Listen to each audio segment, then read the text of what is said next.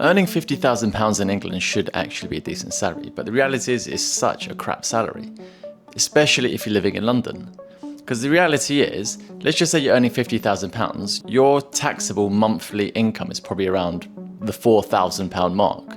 Okay, then once you take out like your national insurance contributions, all your taxes and your student loans, and let's say a 10% pension contribution, you're probably left with around £2,500 or thereabouts in your account, which you can actually spend.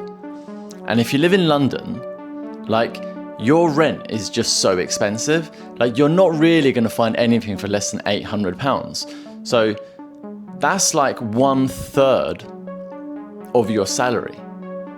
And if you're in your 30s, you probably really ideally would want to be living by yourself. And if that's the case, you're probably maybe spending up to 50% or even more just so you can have the luxury of having your own space. Now, obviously, if you're coupled with someone, you can share the bills, but if you're single, it's like you're being penalized. And if you're spending half your earnings on rent, then you're not really left with that much money. Let's just say you spend half your money on rent and you got your own place, which, by the way, in London, I don't think that's even possible to find like a place even for 1,250. I think even 1,250, you're still gonna have to like share with at least like one other roommate.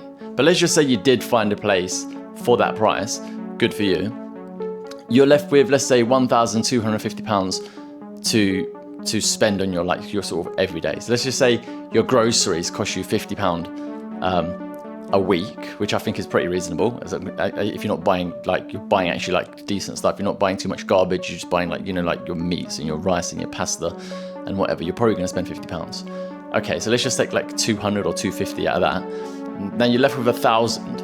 Now £1,000 for an entire month isn't actually that much. Like, you go out one time in London, like one night out in London can easily cost you £100.